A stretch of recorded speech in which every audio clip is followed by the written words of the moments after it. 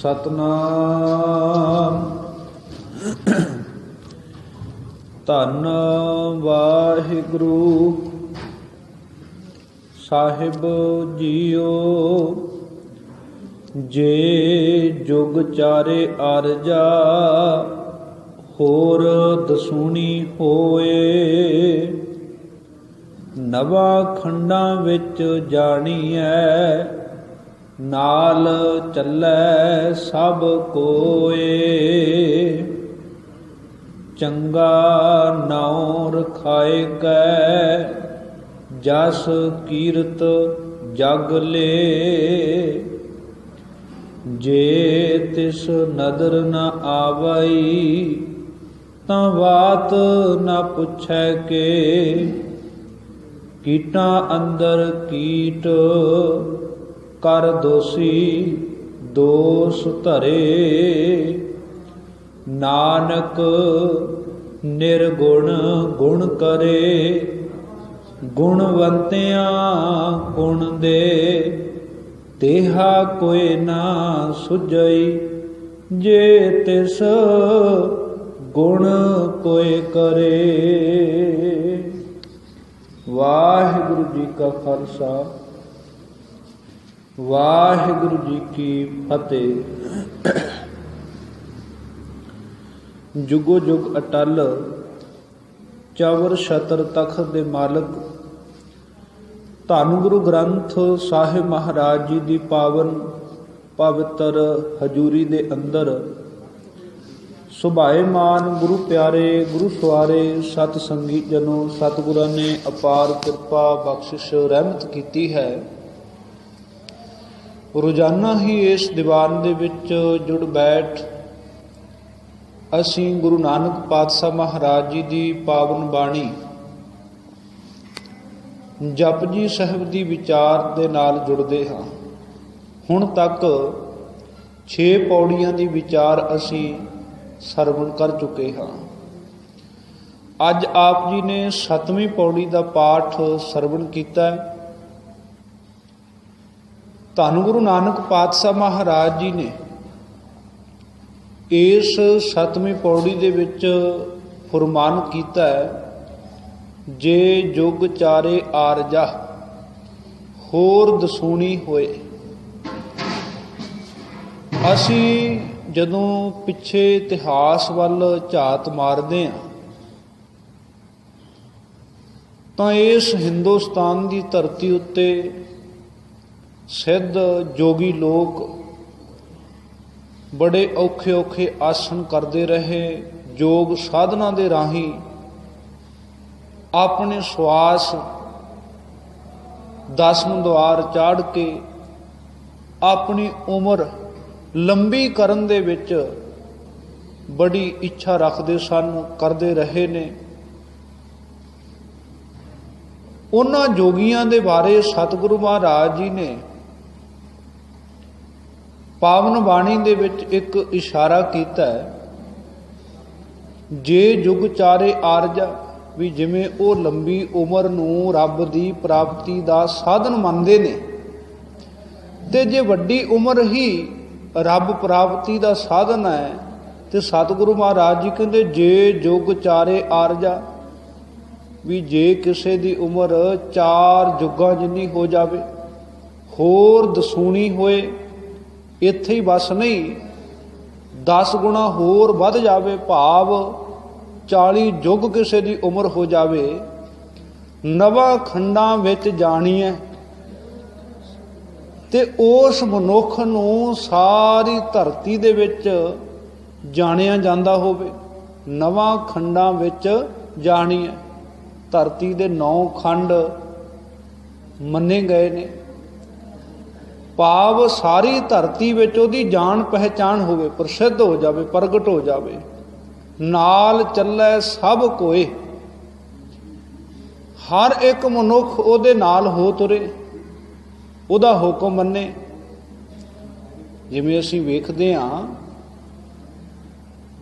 ਅੱਜ ਦੇ ਸਮੇਂ ਦੇ ਵਿੱਚ ਕੋਈ ਲੀਡਰ ਆਉਂਦਾ ਹੈ, ਉਹਦੇ ਅੱਗੇ ਪਿੱਛੇ ਲੋਕਾਂ ਦੀ ਭੀੜ ਤੁਰਦੀ ਹੈ, ਤੇ ਇਹਦੇ ਵਿੱਚੋਂ ਉਹਨੂੰ ਰਸ ਪ੍ਰਾਪਤ ਹੁੰਦਾ ਹੈ। ਉਹ ਆਪਣੀ ਉਨੀ ਹੀ ਪ੍ਰਸਿੱਧੀ ਮਹਿਸੂਸ ਕਰਦਾ ਵੀ ਮੇਰੇ ਪਿੱਛੇ ਮੇਰੇ ਅੱਗੇ ਬਹੁਤ ਲੋਕ ਤੁਰਦੇ ਨੇ। ਤੇ ਸਤਿਗੁਰੂ ਮਹਾਰਾਜ ਜੀ ਕਹਿੰਦੇ ਕੋਈ ਇੰਨਾ ਪ੍ਰਸਿੱਧ ਹੋ ਜਾਵੇ ਕਿ ਧਰਤੀ ਦਾ ਹਰ ਇੱਕ ਮਨੁੱਖ ਹੀ ਉਹਦੇ ਨਾਲ ਹੋ ਕੇ ਤੁਰੇ, ਇੰਨੀ ਉਹਦੀ ਵਡਿਆਈ ਹੋਵੇ, ਇੰਨੀ ਉਹਦੇ ਕੋਲ ਪ੍ਰਭਤਾ ਪ੍ਰਾਪਤ ਹੋ ਜਾਵੇ। ਚੰਗਾ ਨਾਉ ਰਖਾਇਕ ਹੈ, ਫਿਰ ਉਹਨੇ ਆਪਣਾ ਚੰਗਾ ਨਾਮਣਾ ਖੱਟਿਆ ਹੋਵੇ, ਬੜਾ ਉਹਦਾ ਨਾਮ ਬਣਿਆ ਹੋਇਆ ਹੋਵੇ। ਜਸ ਕੀਰਤ ਜਗ ਲੇ, ਅਤੇ ਸਾਰੇ ਜਗਤ ਵਿੱਚ ਉਹਨੇ ਚੰਗਾ ਜਸ ਆਪਣਾ ਖੱਟਿਆ ਹੋਵੇ, ਚੰਗੀ ਉਹਦੀ ਕੀਰਤੀ ਬਣੀ ਹੋਵੇ, ਬੜੀ ਸ਼ੋਭਾ ਹੋਵੇ, ਬੜੀ ਵਡਿਆਈ ਹੋਵੇ। ਇੰਨਾ ਕੁਝ ਪ੍ਰਾਪਤ ਹੋ ਜਾਵੇ, ਲੰਬੀ ਉਮਰ ਹੋ ਜਾਵੇ, ਨੌਹਾਂ ਖੰਡਾਂ ਵਿੱਚ ਜਾਣ ਪਹਿਚਾਣ ਹੋਵੇ, ਹਰ ਇੱਕ ਮਨੁੱਖ ਉਹਦੇ ਨਾਲ ਹੋ ਕੇ ਤੁਰੇ, ਚੰਗਾ ਉਹਦਾ ਨਾਮਣਾ ਬਣਿਆ ਹੋਵੇ, ਚੰਗੀ ਉਹਦੀ ਸ਼ੋਭਾ ਜਸ ਵਡਿਆਈ ਹੋਵੇ।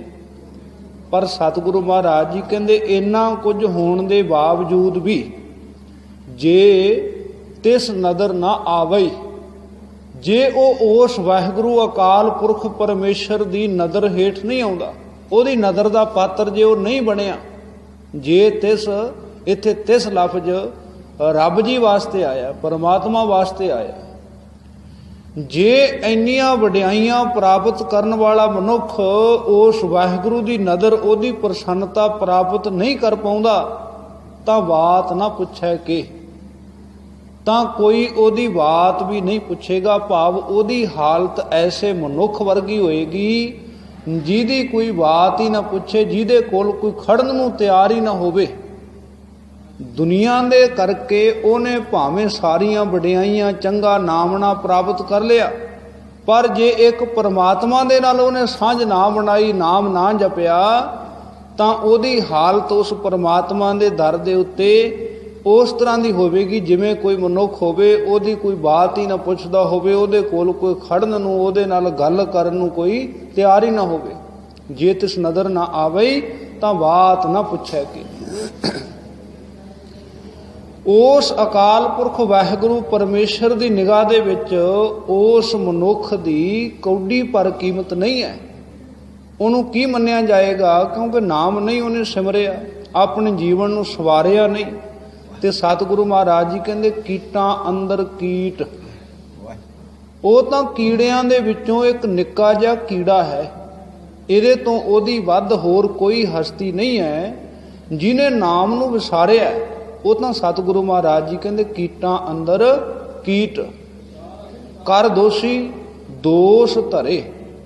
ਨਾਮ ਨੂੰ ਭੁਲਾ ਦੇਣ ਦਾ ਦੋਸ਼ ਉਹਦੇ ਸਿਰ ਮੜਿਆ ਜਾਏਗਾ। ਕਿਉਂਕਿ ਇਸ ਸੰਸਾਰ ਦੇ ਉੱਤੇ ਪ੍ਰਾਣੀ ਤੂੰ ਆਇਓ ਲਾਹਾ ਲੈਣ, ਲੱਗਾ ਕਿਤ ਕੋ ਫਕੜੇ, ਸਭ ਮੁਕਦੀ ਚੱਲੀ ਰਹਿਣ। ਜਿਸ ਮਨੋਰਥ ਨੂੰ ਪ੍ਰਾਪਤ ਕਰਕੇ ਇਸ ਸ੍ਰਿਸ਼ਟੀ ਤੇ ਇਹ ਮਨੁੱਖ ਆਇਆ, ਜਿਸ ਮਨੋਰਥ ਦੀ ਇਹਨੇ ਆਪਣੀ ਪ੍ਰਾਪਤੀ ਕਰਨੀ ਸੀ, ਉਹ ਮਨੋਰਥ ਨੇ ਵਿਸਾਰ ਦਿੱਤਾ ਤੇ ਹੋਰ ਹੋਰ ਧਨ ਪਦਾਰਥ ਜੋੜਨ ਦੇ ਵਿੱਚ ਪ੍ਰਵਿਰਤ ਹੋ ਗਿਆ। ਸਤਿਗੁਰੂ ਮਹਾਰਾਜ ਜੀ ਦਾ ਇੱਕ ਪਾਵਨ ਬੜਾ ਪਿਆਰਾ ਸ਼ਬਦ ਹੈ, ਸਿੰਚੈ ਦਰਬ ਦੇਹੇ ਦੁਖ ਲੋਗ, ਤੇਰਾ ਕਾਜ ਨਾ ਅਵਰਾ ਜੋਗ।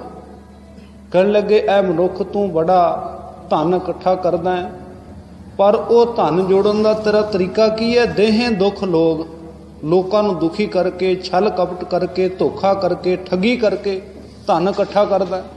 ਸਿੰਚੈ ਦਰਬ ਦੇਹੇ ਦੁਖ ਲੋਗ, ਤੇਰਾ ਕਾਜ ਨਾ, ਇਹ ਜਿਹੜਾ ਪਾਪ ਕਰ ਕਰਕੇ ਧਨ ਇਕੱਠਾ ਕਰ ਰਿਹਾ ਨਾ, ਚੇਤੇ ਰੱਖੀ ਤੇਰਾ ਕਾਜ ਨਾ, ਇਹ ਤੇਰੇ ਕੰਮ ਨਹੀਂ ਆਏਗਾ। ਖਸਮ ਮਰੈ ਤੋ ਨਾਰ ਨਾ ਰੋਵੈ, ਉਸ ਰਖਵਾਰਾ ਔਰੋ ਹੋਵੇ। ਤੇਰਾ ਕਾਜ ਨਾ ਅਵਰਾ ਜੋਗ। ਕਹਿਣ ਲੱਗੇ ਤਾਂ ਤੂੰ ਹੋਰਨਾਂ ਵਾਸਤੇ ਜੋੜੀ ਜਾ ਰਿਹਾ। ਕਰ ਅਹੰਕਾਰ ਹੋਏ ਵਰਤੈ ਅੰਧ, ਜਮ ਕੀ ਜੇਵੜੀ ਤੂੰ ਆਗੈ ਬੰਦ। ਹੰਕਾਰ ਦੇ ਵਿੱਚ ਹੋ ਕੇ ਤੂੰ ਦੁਨੀਆ ਦੇ ਵਿੱਚ ਤੁਰਦਾ ਹੈ, ਕਿਸੇ ਦੇ ਦੁੱਖ ਦਰਦ ਦੀ ਤੈਨੂੰ ਰਤਾ ਭਰ ਸਾਰ ਨਹੀਂ ਹੈ, ਬੜਾ ਹੰਕਾਰ ਦੇ ਵਿੱਚ ਆਫਰਿਆ ਹੋਇਆ ਤੁਰ ਰਿਹਾ ਹੈ। ਕਰ ਅਹੰਕਾਰ ਹੋਏ ਵਰਤੈ ਅੰਧ, ਜਮ ਕੀ ਜੇਵੜੀ ਤੂੰ ਆਗੈ ਬੰਦ। ਕਹਿੰਦੇ ਇਹ ਤੂੰ ਧਨ ਨਹੀਂ ਕਮਾ ਰਿਹਾ, ਇਹ ਤਾਂ ਤੂੰ ਮਾਨੋ ਇੱਕ ਰੱਸੀ ਵੱਟ ਰਿਹਾ ਜਮਾਂ ਵਾਲੀ, ਜਿਹੜੀ ਅੱਗੇ ਜਾ ਕੇ ਤੇਰੇ ਗਲ ਵਿੱਚ ਹੀ ਪਏਗੀ। जम की जेवड़ी तू आगे बंद। सतगुरु महाराज जी मनुख नूं समझाउंदे ने कि छाड़ विडाणी तात मूड़े इहां बसना रात मूड़े, कि ऐ भाई तू दूजिਆਂ नाल ईरखा करदा है। एक आम किसी सियाणे ने बड़ी थोड़े जे लफ्जां दे विच एक सच दुनिया दा अज दा सामने रखिया। वो कहंदा भी अज दा मनुख अपने दुखां करके इन्ना दुखी नहीं है जिन्ना वो दूजे नूं सुखी देख के दुखी है। इनू कहंदे तात दूजे दे नाल ईरखा रखनी, मन विच साड़ा रखना। ते सतगुरु महाराज जी ने बाणी विच बड़ा अटल फैसला सुनाया कि जिहदे अंदर ये चीज़ है ना, जिस दे अंदर तात पराई होवे तिसदा कदे ना हो भी भला। ते सतगुरु महाराज जी कहंदे भलिया इनू छड्ड, अपने अंदरों कढ। छाड़ विडाणी तात मूड़े इहां बसना रात मूड़े। एक रात का तो समा तेरे कोल, ये जिंदगी एक छोटी जी रात तां है। किसी सरां दे विच मनुख ठहरिया होवे, उहनूं कमरा प्राप्त होया है ते वो नाल दे कमरे वाले नाल ईरखाबाजी करके की कमा लेगा, की खट लेगा। पता भी सवेरे तो मैं इत्थों चला जाना। ते सतगुरु महाराज जी कहंदे छाड़ विडाणी तात मूड़े इहां बसना रात मूड़े। माया के माते तैं उठ चलना, रात रहे तू संग सुपना। कहंदे तू तो सुपने दे नाल ही मोह कीता होया। ये संसार जिहड़ा है एक सुपना ही है। बस इन्ना कुछ फर्क है भी जिहड़ा असीं रात नूं सुपना वेखदे वो बंद अख दा सुपना है, ये दुनिया खुली अख दा सुपना है। वो सुपना उदों खत्म हो जाता है जदों अख खुल जाती है, ये सुपना उदों खत्म हो जाएगा जदों अख बंद हो जाएगी। इस करके ये मनुख सारा अपना समा किवें व्यर्थ गवाई जा रहा है। कहने लगे बाल व्यवस्था बारक अंध, पर जोबन लागा दुर्गंध। तृतीय व्यवस्था सिंचा माए, बिरद पया छोड़ चलियो पछताए।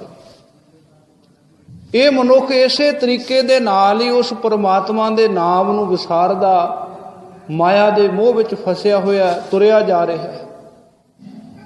उस वाहिगुरू अकाल पुरख परमेश्वर ने जिहड़ी नाम जपण वास्ते इनू ये देह दिती है, भई प्राप्त मानुख देहरिया गोबिंद मिलन की ये तेरी बरिया, ते इहने उस मनोरथ नूं भुला दिता है। ते सतगुरु महाराज जी कृपा करते ने कि जे मनुख इस तरह उस परमात्मा दे नाम नूं विसार के भुला के संसार दीयां वडियाइयां दे विच धन पदार्थ दे विच मस्त हो गया, बड़ा इन्हें सोचा भी मैं नामना खट लिया, बड़ा मेरा हुक्म चलदा है। ते सतगुरु महाराज जी कहंदे उस मालक दे दर ते ये धन पदार्थ, ये तेरी जान पहचान, ये तेरे अहुदे, तेरियां वडियाइयां, ਇਹਦਾ ਤੈਨੂੰ आत्मक जीवन ਦੇ ਵਿੱਚ ਰਤਾ ਭਰ ਵੀ ਲਾਭ नहीं है। तू अपना आत्मक सरमाया सारा ही उजाड़ लिया। ਤੇ ਇਹੋ ਜਿਹੇ ਮਨੁੱਖ ਦੇ ਸਿਰ ਤੇ ਤਾਂ ਫਿਰ ਕੀਟਾਂ ਅੰਦਰ ਕੀਟ ਕਰ ਦੋਸ਼ੀ, ਦੋਸ਼ ਤਰੇ ਇਹਦੇ ਸਿਰ ਤੇ ਦੋਸ਼ ਲੱਗੇਗਾ ਪਰਮਾਤਮਾ ਦੇ ਨਾਮ ਨੂੰ ਵਿਸਾਰਨ ਦਾ। ਦੇਖੋ ਨਾ ਅਸੀਂ ਕਿਸੇ ਨੂੰ ਕੁਝ ਮਾਇਆ ਦੇ ਕੇ ਉਹਨੂੰ ਬਾਜ਼ਾਰ ਭੇਜੀਏ ਵੀ ਆਹ ਲੈ ਮਾਇਆ फलानी चीज़ लैके आ, तो हुण वो माया भी खर्च कर आवे तो असीं कहीए भी लै आंदी चीज़, वो कहेगा भी नहीं मैं तो लियांदी नहीं।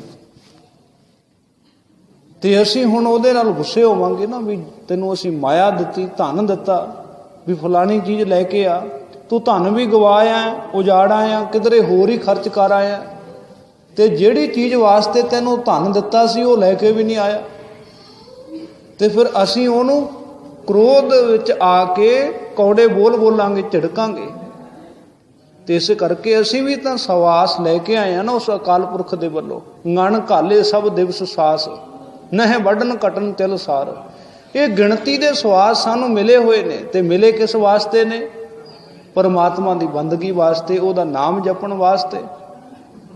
ते जदों असीं इन्हां सवासां नूं विषय विकारां दे विच इधर उधर दियां गल्लां करदे आ, निंदिया चुगली दे विच ही खर्च कर जावांगे, तो फिर उस मालक ने तो साडे कोलों हिसाब लैना ना, क्या तैं खटिया, कहाँ गवाया, चलो सिताब दीवान बुलाया।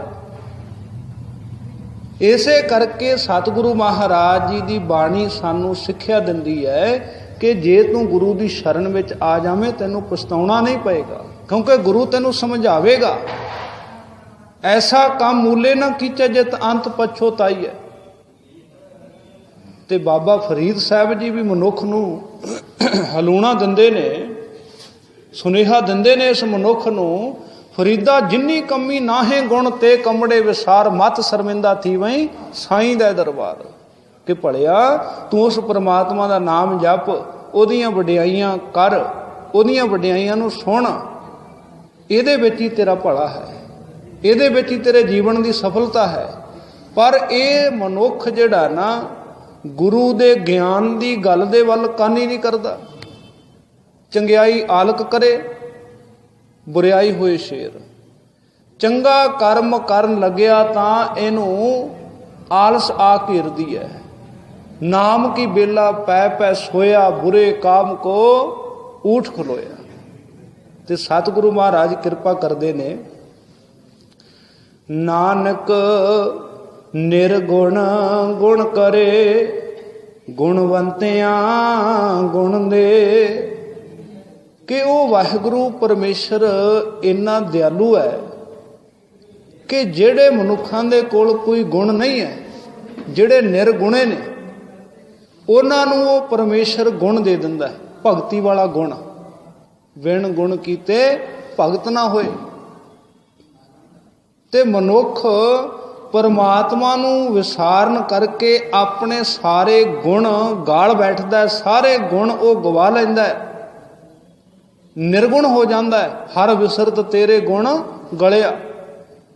ਤੇ ਪਰ ਜੇ ਉਹ ਪਰਮਾਤਮਾ ਵਾਹਿਗੁਰੂ ਨਦਰ ਕਰੇ, ਉਹਦੀ ਮਿਹਰ ਪ੍ਰਾਪਤ ਹੋ ਜਾਵੇ, ਤਾਂ ਉਹ ਨਿਰਗੁਣ ਗੁਣਾ ਤੋਂ ਸਖਣਾ ਜਿਹੜਾ ਮਨੁੱਖ ਹੈ ਨਾ, ਜੇ ਉਹਦੇ ਤੇ ਉਹ ਪ੍ਰਭੂ ਪ੍ਰਸੰਨ ਹੋ ਜਾਵੇ ਤਾਂ ਉਹਨੂੰ ਉਹ ਗੁਣ ਦੇ ਦਿੰਦਾ ਹੈ।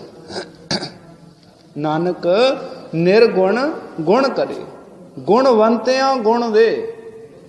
ਜਿਨ੍ਹਾਂ ਦੇ ਕੋਲ ਗੁਣ ਹੈ ਨੇ ਉਹਨਾਂ ਨੂੰ ਉਹ ਪਰਮੇਸ਼ਰ ਹੋਰ ਵਧੇਰੇ ਗੁਣ ਦਿੰਦਾ ਹੈ, ਉਹਨਾਂ ਦੇ ਗੁਣਾਂ ਵਿੱਚ ਉਹ ਵਾਧਾ ਕਰਦਾ ਹੈ। ਪਰ ਕਹਿਣ ਲੱਗੇ ਤੇਹਾ ਕੋਈ ਨਾ ਸੁਝਈ। ਪਰ ਸਤਿਗੁਰੂ ਗੁਰੂ ਨਾਨਕ ਪਾਤਸ਼ਾਹ ਮਹਾਰਾਜ ਫਰਮਾਉਂਦੇ ਨੇ ਕਿ ਐਸਾ ਕੋਈ ਨਹੀਂ ਨਜ਼ਰ ਆਉਂਦਾ ਜੇ ਤਿਸ ਗੁਣ ਕੋਈ ਕਰੇ, ਕਿ ਕੋਈ ਉਸ ਪਰਮਾਤਮਾ ਨੂੰ ਗੁਣ ਦੇਵੇ। ਭਾਵ ਵੀ ਉਸ ਅਕਾਲ ਪੁਰਖ ਵਾਹਿਗੁਰੂ ਪਰਮੇਸ਼ਰ ਦੀ ਜਿਹੜੀ ਸ਼ਕਤੀ ਹੈ ਉਹ ਅਸੀਮ ਹੈ, ਉਹਨਾਂ ਦੀ ਵਡਿਆਈ, ਉਸ ਪਰਮਾਤਮਾ ਦੀ ਬੇਅੰਤਤਾ ਉਹ ਬੜੀ ਉੱਚੀ ਹੈ। ਉਸ ਬੇਅੰਤਤਾ ਦਾ ਅਸੀਂ ਅੰਤ ਹੀ ਨਹੀਂ ਪਾ ਸਕਦੇ। ਤੇ ਅੰਤ ਪਾਉਣ ਦਾ ਯਤਨ ਬੜਿਆਂ ਨੇ ਕੀਤਾ। ਇਹ ਨਹੀਂ ਵੀ ਕਿਸੇ ਨੇ ਅੰਤ ਪਾਉਣ ਦਾ ਯਤਨ ਨਹੀਂ ਕੀਤਾ, ਬੜੇ ਲੋਕਾਂ ਨੇ ਅੰਤ ਪਾਉਣ ਦਾ, ਗਿਣਤੀ ਮਿਣਤੀ ਕਰਨ ਦਾ ਬੜਾ ਯਤਨ ਕੀਤਾ। ਪਰ ਸਤਿਗੁਰੂ ਮਹਾਰਾਜ ਜੀ ਕਹਿੰਦੇ ਜਿਨ੍ਹਾਂ ਨੇ ਵੀ ਯਤਨ ਕੀਤਾ ਨਾ, ਅੰਤ ਕਾਰਨ ਕੀਤੇ ਬਿਲ ਲਾਹੇ, ਤਾਂ ਕਿ ਅੰਤ ਨਾ ਪਾਏ ਜਾਹੇ। ਇਹ ਅੰਤ ਨਾ ਜਾਣੈ ਕੋਏ, ਬਹੁਤਾ ਕਹੀਐ ਬਹੁਤਾ ਹੋਏ। ਵੱਡਾ ਸਾਹਿਬ ਉੱਚਾ ਥਾਉ, ਉੱਚੇ ਉੱਪਰ ਉੱਚਾ ਨਾਉ। ਏਵੜ ਉੱਚਾ ਹੋਵੇ ਕੋਏ, ਤਿਸ ਉੱਚੇ ਕੋ ਜਾਣੈ ਸੋਏ। ਜੇ ਕੋਈ ਏਡਾ ਵੱਡਾ ਇੰਨਾ ਉੱਚਾ ਹੋਏ ਤਾਂ ਹੀ ਉਸ ਪਰਮਾਤਮਾ ਦੀ ਉੱਚਤਾ ਨੂੰ, ਉਹਦੀ ਵਡਿਆਈ ਨੂੰ, ਉਹਦੀ ਮਹੱਤਤਾ ਨੂੰ ਜਾਣ ਸਕੇਗਾ। ਪਰ ਏਡਾ ਵੱਡਾ ਉੱਚਾ ਹੋਵੇ ਕੌਣ? ਕੋਈ ਨਹੀਂ ਹੋ ਸਕਦਾ। ਇਸ ਕਰਕੇ ਪਰਮਾਤਮਾ ਦੀ ਜਿਹੜੀ ਬੇਅੰਤਤਾ ਹੈ ਨਾ, ਪ੍ਰਭੂ ਦੀ ਜਿਹੜੀ ਵਡਿਆਈ ਹੈ, ਉੱਥੋਂ ਤੱਕ ਕੋਈ ਨਹੀਂ ਅੱਪੜ ਸਕਦਾ। ਉਹਦੀ ਤਾਕਤ, ਉਹਦੀ ਵਡਿਆਈ, ਉਹਦੇ ਗੁਣ ਬੇਅੰਤ ਨੇ। ਤੇ ਬੇਅੰਤ ਗੁਣਾਂ ਦੇ ਮਾਲਕ ਅਕਾਲ ਪੁਰਖ ਵਾਹਿਗੁਰੂ ਪਰਮੇਸ਼ਰ ਨੂੰ ਸਾਨੂੰ ਸਦਾ ਹੀ ਗਾਉਣਾ ਚਾਹੀਦਾ ਹੈ, ਧਿਆਉਣਾ ਚਾਹੀਦਾ ਹੈ। ਉਹਨੂੰ ਗਾ ਕੇ, ਉਹਨੂੰ ਧਿਆ ਕੇ ਸਾਡਾ ਜੀਵਨ ਇਹ ਸਫਲ ਹੋ ਜਾਵੇਗਾ। ਗੁਰੂ ਨਾਨਕ ਪਾਤਸ਼ਾਹ ਜੀ ਦੀ ਪਾਵਨ ਬਾਣੀ ਜਪਜੀ ਸਾਹਿਬ ਦੀ 7ਵੀਂ ਪੌੜੀ ਦੀ ਵਿਚਾਰ ਕਰਦੇ ਹਾਂ। ਬੇਅੰਤ ਪ੍ਰਕਾਰ ਦੀਆਂ ਹੋਈਆਂ ਭੁੱਲਾਂ ਚੁੱਕਾਂ ਦੀ ਖਿਮਾ ਜੀ। ਵਾਹਿਗੁਰੂ ਜੀ ਕਾ ਖਾਲਸਾ, ਵਾਹਿਗੁਰੂ ਜੀ ਕੀ ਫਤਿਹ।